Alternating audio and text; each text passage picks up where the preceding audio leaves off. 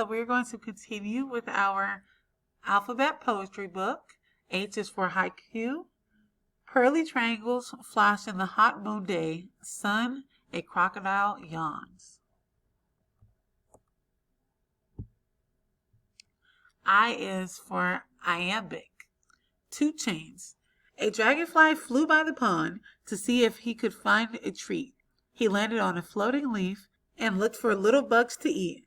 It didn't see the frog that sat upon a mossy rock so still that thought the dragonfly might make a very, very tasty meal.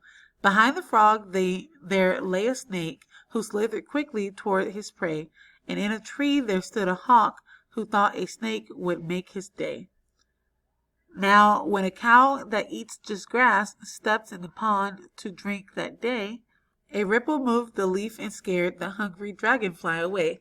The frog jumped in, the snake crept off, the mighty hawk took to the sky, and so their chance to have a feast came to an end and passed them by. The cow stepped out to eat more grass, but never even had a hunch that she became the only one who got the chance to eat her lunch.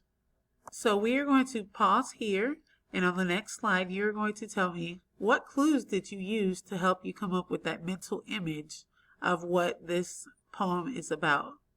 For example, I could say that I used, he landed on a floating leaf.